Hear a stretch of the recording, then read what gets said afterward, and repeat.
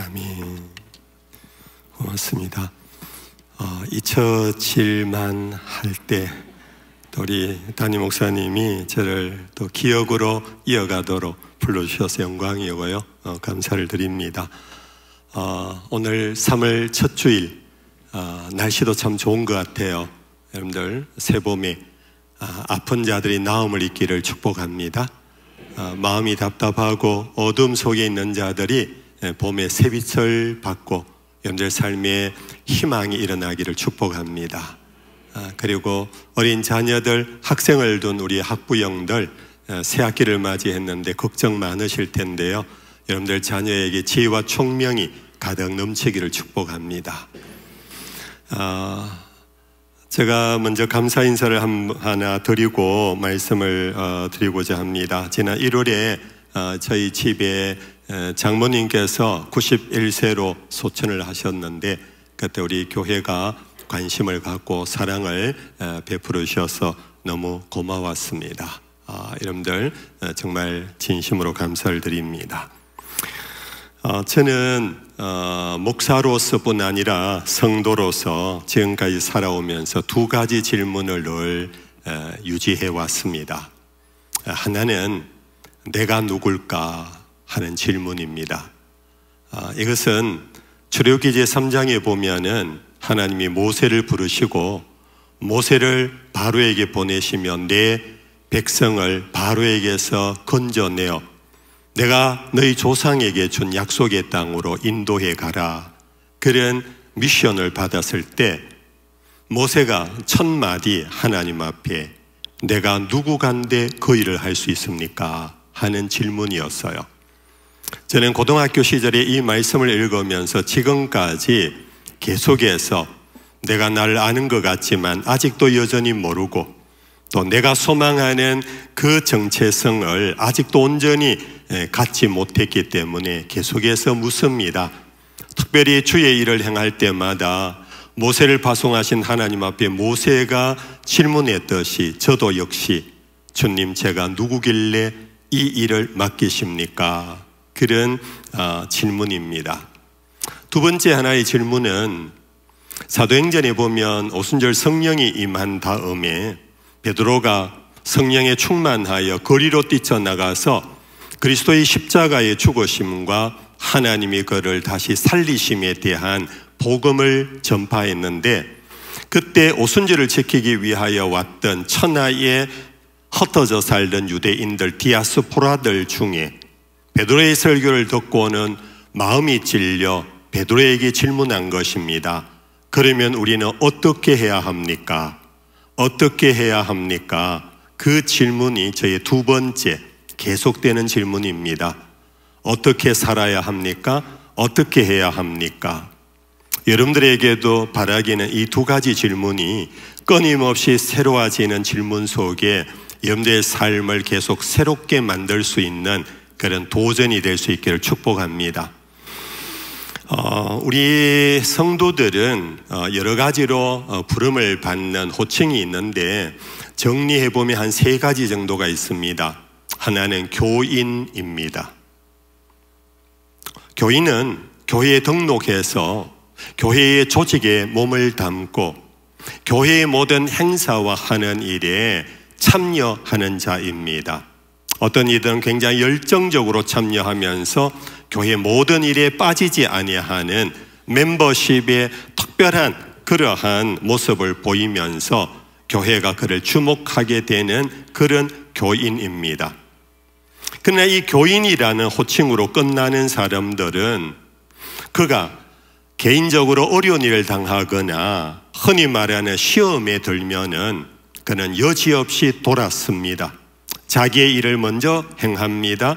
자기의 문제부터 해결하려고 하는 그러한 모습 속에서 그럼에도 불구하고 자기는 아무 교회의 교인이라는 그런 또한 자기 정체성은 유지하면서 자랑하는, 그래서 교회는 떠나지 않는 그런 분들이 있습니다. 두 번째는 단순히 교인 정도가 아니라 교회에 참여하면서 일만 하는 것이 아니라 예배자로 성숙합니다. 그의 예배는 기독교 전통의 교리를 승인하고 동의하면서 그것을 고백합니다. 일컬어 우리 예배 시간에 사도신경을 진심으로 고백합니다. 천지를 여신 하나님을 믿는다고, 그 아들 예수 그리스도를 구주로 믿는다고, 그리고 이 땅에 오신 성령을 믿는다라는 그런 간절한 고백을 하는 신자들이 있습니다. 이분들은 어려움을 당하면 오히려 더 열심히 교회를 찾습니다. 집회에 참여하기를 원합니다. 그래서 기도를 통하여서, 예배를 통하여서 하나님의 은혜를 공급받기를 사모하는 그런 신자들이 있습니다. 여러분들은 이 둘 정도로 쳐서 교인의 자리입니까? 신자의 자리입니까? 저는 믿고 기대하고 소망합니다. 우리 범어교회 모든 성도들은 신자의 자리까지 나아갔다라고 저는 믿고 싶습니다. 여러분들의 교회 생활이 단순한 교회 멤버십이 아니라 정말 신앙을 고백하고 예배를 통하여 은혜를 받고 그 은혜 속에서 여러분들이 살아가는 삶의 힘을, 생기를 받아 누리는 여러분들 될 수 있기를 축복합니다. 근데 이제 그 너머 하나의 더 중요한 호칭이 있습니다. 그것이 바로 그리스도인이라는 호칭입니다. 이 그리스도인이라는 호칭은 사도행전의 안디옥 교회가 바울과 바나바를 선교사로 파송하는 성령의 충만한 복음의 정인의 놀라운 사역들이 일어날 때 그 모습을 보고 주변의 유대인들과 이방인들이 이 안디옥 교회 성도들을 보면서 그대들은 그리스도인이라 이렇게 부르기 시작했습니다. 여러분들 당시 2000년 전에는 이 그리스도인이라는 이 말은 그리스도의 사람들이라는 뜻인데 두 가지 용례가 있었습니다. 하나는 여러분들 아시는 대로 당시는 헬라 문학의 어떤 세계였습니다. 수많은 학자들이 있었고 철학자들이 있었습니다. 아주 대단한 스승들이 있었고 그들이 세운 아카데미아 대학에 많은 제자들이 모여들어서 학파를 이루고 학당을 이루었습니다. 스토아의 제자가 된 사람을 일컬어 스토아의 사람들, 스토익이라고 불렀습니다. 플라톤의 가르침을 옳다고 여기며 그에게 찾아와서 배움을 얻는 사람들을 플라토니안이라고 불렀습니다. 여러분들 그렇게 해서 그 스승의 이름을 붙여서 아무개 스승의 사람들이라. 여러분들 그러한 이름을 부름받는다라는 것은 대단한 것입니다. 그는 그만큼 학문을 인정받고 그의 어떤 삶의 가치관이 굉장히 고상하다라는 것을 인정받는 놀라운 호칭이었습니다. 그러나 또 다른 용례가 있었는데 그것은 로마 제국 시대였습니다.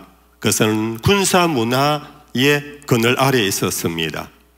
그때는 로마의 장군들이 전쟁터에 나가서 승리하고 돌아오면은 그 승리에 참여했던 모든 병사들 일컬어 그 장군의 이름을 붙여 아무개 장군의 사람들이라 이렇게 부르는 용례였습니다. 이러한 아무개 장군의 사람들이라 부름받은 사람들은 그 장군에게 애속되어 있었습니다. 그 장군이 가라 그러면 갔습니다. 서라 그러면 섰습니다. 전쟁터로 보냄을 받을 때 그들은 목숨을 걸고 장군을 위하여서 헌신했던 사람들입니다. 그래서 그들은 절대 복종이었고 장군의 명예와 장군의 영광 그리고 장군이 속해 있는 부대를 위하여 헌신한 사람들에게 붙여주는 그 용례가 하나 있는데 이것이 바로 그리스도인이라고 붙여진 이름의 용례였습니다. 그리스도인은 단순히 예수의 가르침을 배우는 학문적 제자가 아니었습니다. 신학적 제자가 아니었습니다. 단순한 세계관을 공유한 제자 정도가 아니었습니다. 그리스도인은 그리스도에게 매인 사람들을 일컬어 부른 말입니다. 마치 장군이 명령하면은 장군이여 말씀하면 내가 나아가며 장군의 뜻이 아니면 내가 멈춰 서겠습니다. 나의 가고 서는 것은 대장의 뜻에 있으니 나를 당신의 사람으로 인정해 주소서. 이것이 바로 그리스도인들이라는 이 표현의 용례였던 것입니다.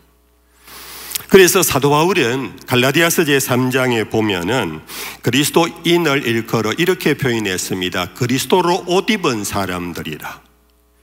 즉 그리스도 장군의 옷을 입은 사람들이란 겁니다. 같은 제복의 사나이입니다. 그 제복을 입으면 그 장군을 연상합니다. 그 장군의 부대원이라는 뜻입니다. 이것이 사도 바울이 바로 우리 그리스도인은 그리스도의 옷으로, 그리스도가 하산 갑옷으로 입고 마치 그리스도의 병사처럼 살아가는 자다. 이것이 그리스도인이라는 뜻입니다.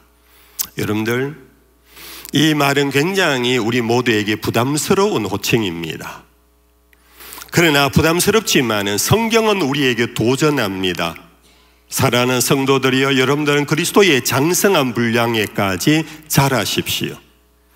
즉 장군의 그 용맹과 장군의 전투에 대한 의지와 장군이 하고자 하는 그 일에 당신들은 한 마음 한 몸이 되어서 그의 장군에 속한 사람이 되듯이 여러분들도 그리스도에게 속한 그리스도의 용병이 되라고 성경은 지금도 우리에게 간청하고 있고, 아니 명령하고 있다는 사실을 잊지 마십시오.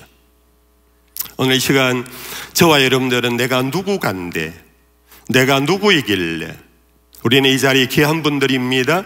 교회에 재직들이 많습니다. 집사입니다. 적어도 교사입니다. 찬양대원입니다. 교회를 섬기는 모든 분들입니다.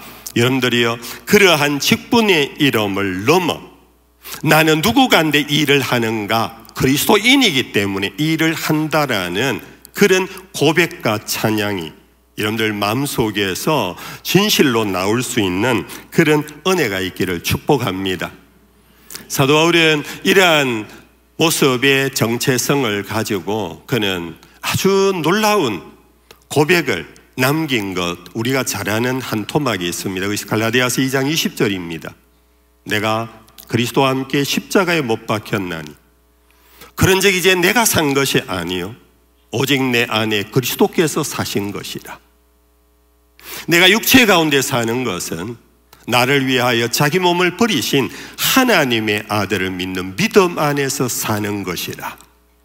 여러분들, 이것이 여전히 오늘 저와 여러분들 우리 모두에게 도전하는 말씀입니다.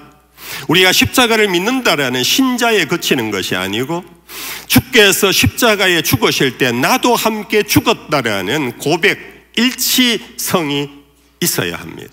동시에 그리스도께서 다시 부활하심으로 나도 다시 부활하여 그리스도께서 내 안에 살고 계시는 그리스도의 사람이다 라는 이 거룩한 영적 자부심이 오늘 한국교회에, 저와 여러분들 우리 범어교회에 절실합니다. 그럴 때 교회는 세상을 변혁시킬 수 있는 그리스도의 교회가 될 수 있을 것입니다. 이제 두 번째 질문으로 오늘 본문으로 들어가 봅니다. 내가 누구간데 라는 문제는 그리스도인이라는 이 이름을 향하여 소망을 가질 때, 그러면 형제여 우리는 어떻게 하면 좋은가? 십자가의 그리스도의 죽으심과 그리스도의 부활의 소식을 전해 들었던 그 디아스포라 유대인들이 베드로의 설교를 듣고 형제 우리가 그럼 어떻게 하면 될까? 이것이 그리스도인이라는 오늘 우리들의 놀라운 호칭 앞에서 그러면 우리가 어떻게 살아야 할 것인가? 오늘 본문은 저는 19절부터 23절까지 이것이 오늘 설교의 본문인데요. 먼저 오늘 본문으로 삼은 23절을 보겠습니다. 내가 복음을 위하여 모든 것을 행함은 복음에 참여하고자 합니다. 한번 따라 합시다. 복음에 참여합시다. 형제, 어떻게 살면 그리스도인이 됩니까? 어떻게 하면 그리스도인으로서의 이름을 내가 가질 수 있습니까? 그것은 복음에 참여하십시오. 이 답입니다. 여러분들, 우리는 복음을 아는 사람들입니다. 복음을 믿고 있는 사람들입니다. 그런데 더 나아가서 복음에 참여하셔야 합니다. 복음에 참여한다라는 의미가 무엇인가? 오늘 보면 앞부분으로 날아가면 19절에 이런 말씀이 있습니다. 우리 19절 같이 한번 읽어볼까요? 19절 시작. 내가 모든 사람에게서 자유로우나 스스로 모든 사람에게 종이 된 것은 더 많은 사람을 얻고자 함이라. 사도 바울은 복음에 참여하는 첫 번째 그의 걸음은 자기는 자유인이 되었지만은 그러나 스스로 모든 사람에게 종이 되었다라고 그렇게 자기를 고백하고 표현합니다. 복음에 참여하는 것은 종이 되는 것입니다. 복음의 핵심은 예수 그리스도의 십자가의 죽으심인데, 예수 그리스도의 길이 무엇이었느냐 하면은 바로 아버지가 가라 한 이 세상,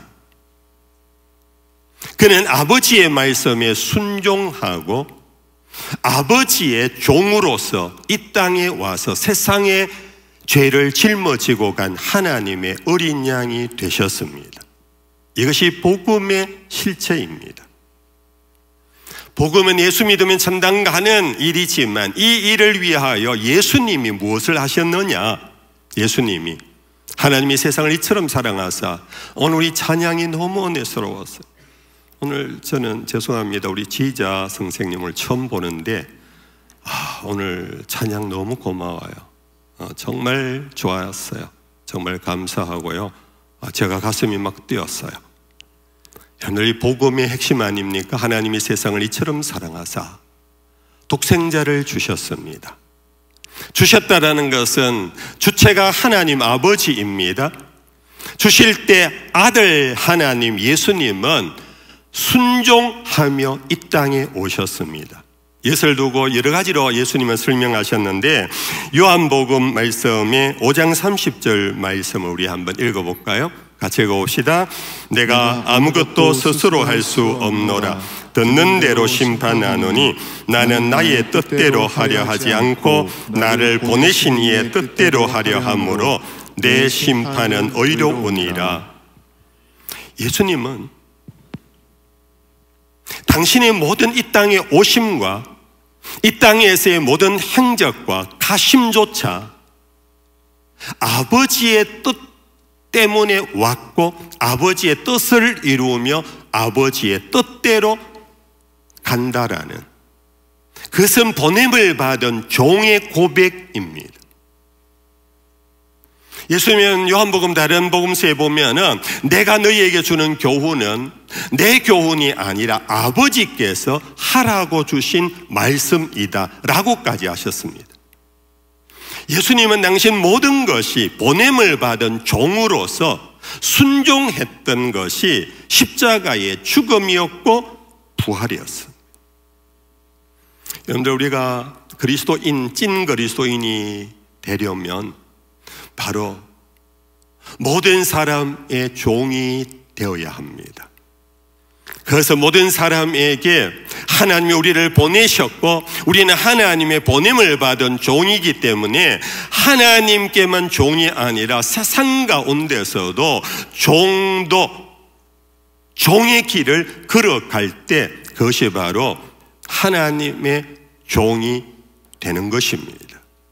예수님은 말만 종이 아니었습니다. 삶 자체가 아버지의 뜻에 순종했고 그 길을 가신 것입니다. 이것이 복음에 참여하는 것입니다.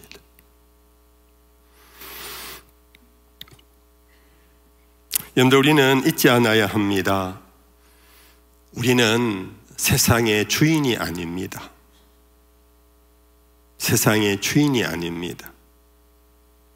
하나님이 사람을 만드시고 그들에게 복을 주어 생육하고 번성하여 땅에 충만하라. 땅에 기는 것과 공중에 나는 모든 것을 정복하고 다스리라 했습니다. 여러분들, 이것은 이 모든 만물의 주인으로서 우리에게 준 복이 아닙니다. 하나님의 형상으로 하나님을 대신하여 하나님의 모든 만물 보시기에 좋았던 것을 관리하고 다스리는 보호자로서의 청지기로서의 복이었습니다. 그런 인생이 그 사실을 알지 못하고 종과 주인의 분명한 경계선이 무엇이었느냐 하면 금단의 열매였습니다.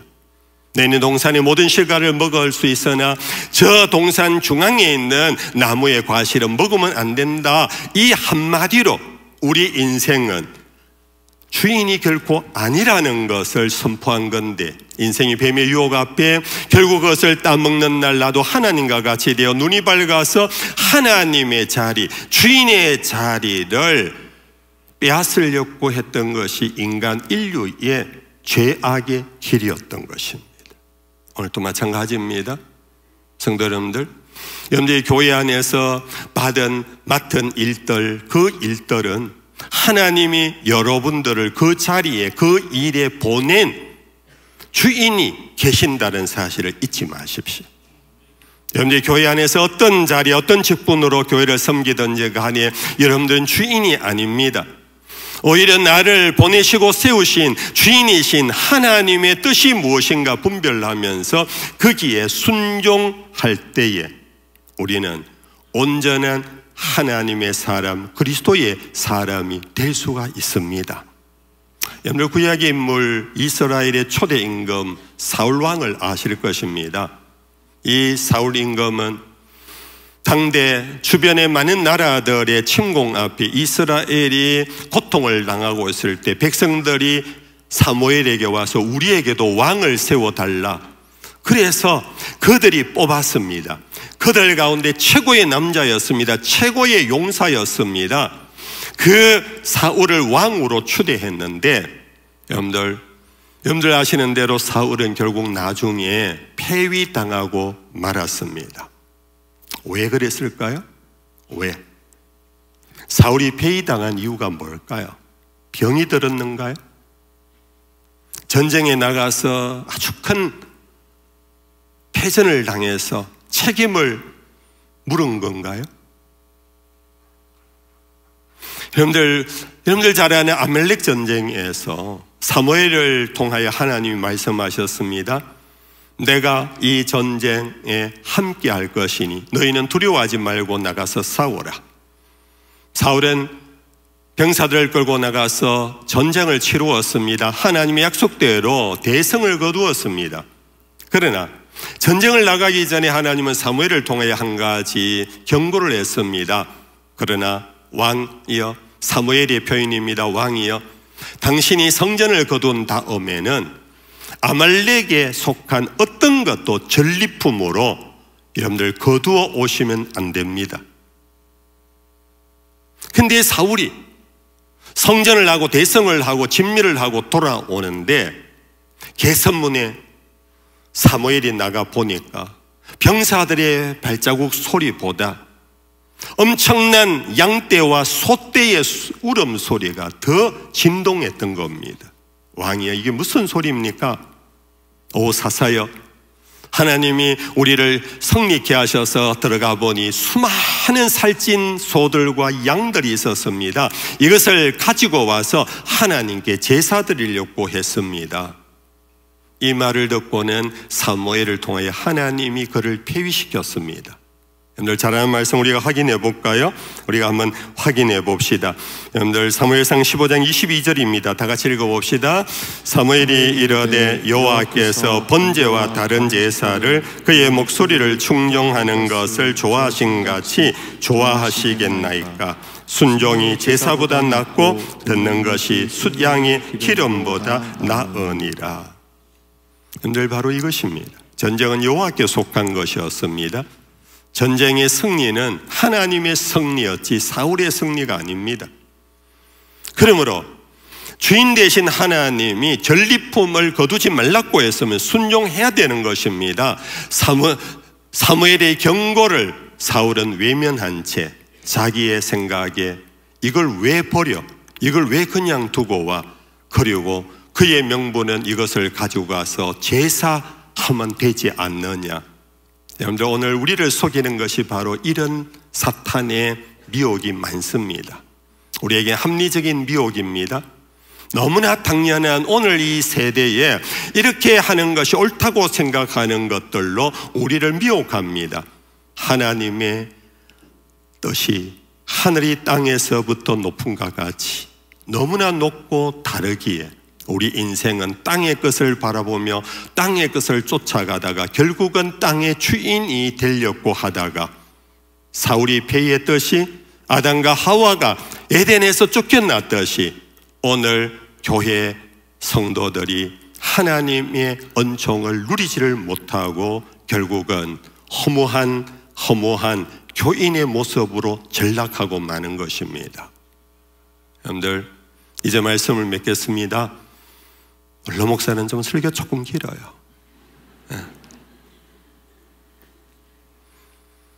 여러분들 이 종으로서의 순종자는 결국 그의 삶의 구체적인 성품이 뭐냐 하면은 겸손입니다.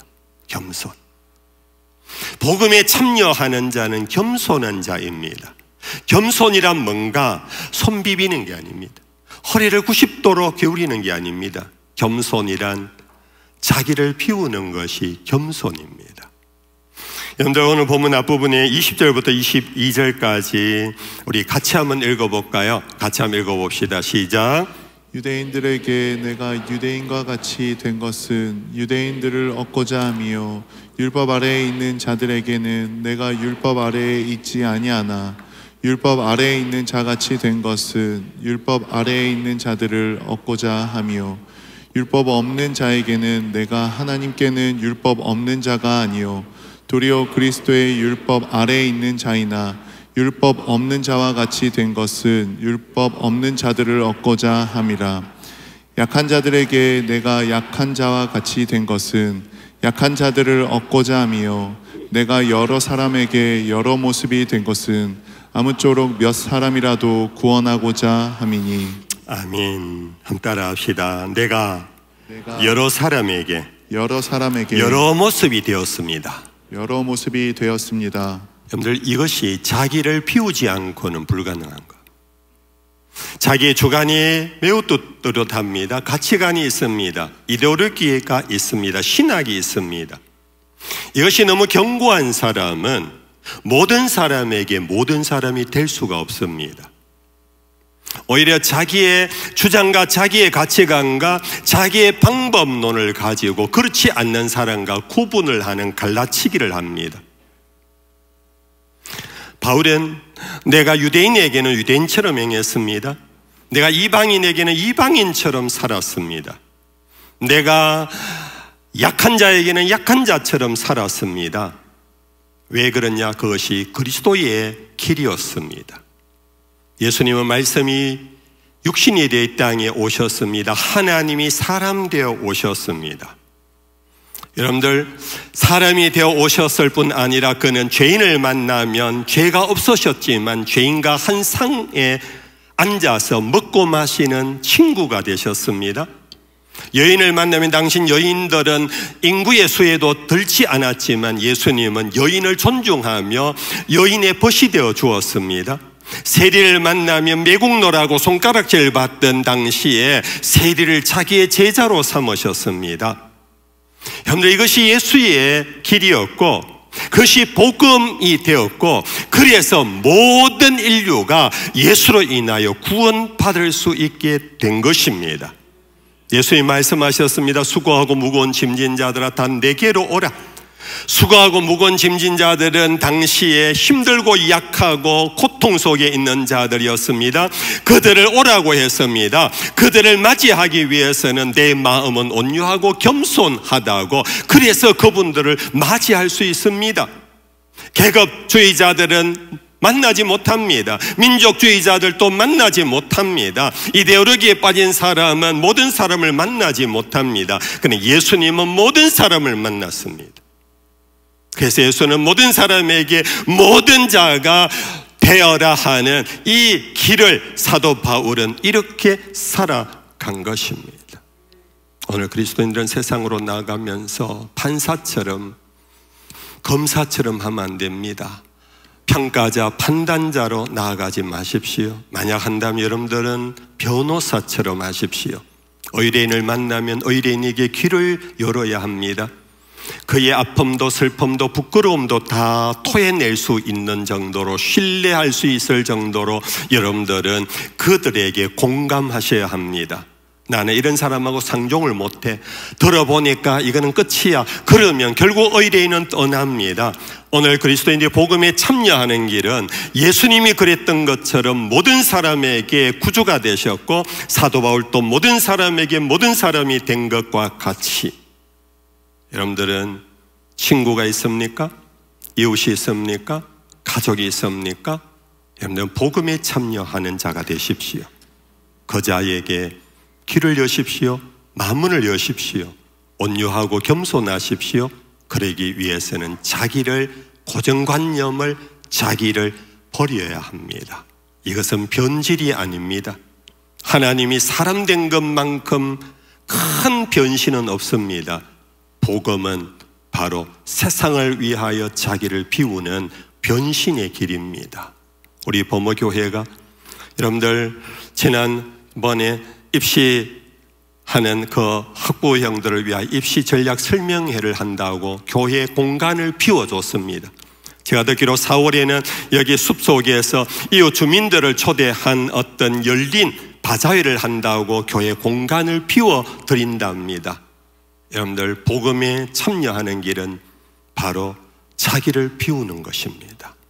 그럴 때 세상의 사람들은 여러분들이 바로 예수의 증인이라 인정하게 될 것이고, 여러분들이 그리스도인이라고 그들이 부르게 될 것이고, 그로 인하여 세상을 구원하는 우리 범어교회가 될 줄로 믿습니다. 다 같이 일어나셔서 찬양하고 마치겠습니다. 갈라디아서 2장 20절 말씀으로 찬양합시다. 내가 그리스도와 함께.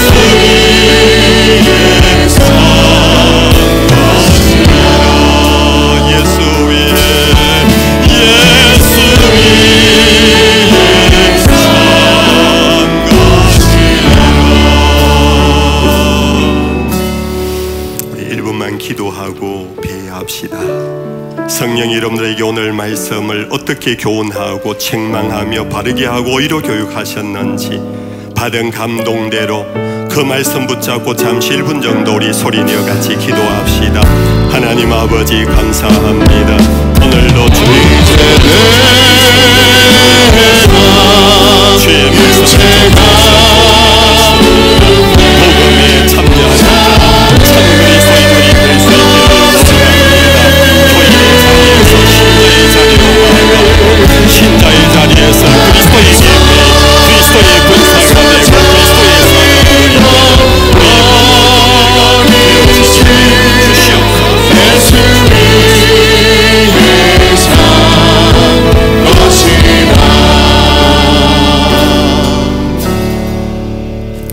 여호와는 내게 복을 주시고 너를 지키시기를 원하며 여호와는 그의 얼굴을 내게 비추사 은혜 베푸시기를 원하며 여호와는 그 얼굴을 내게로 향하여 드사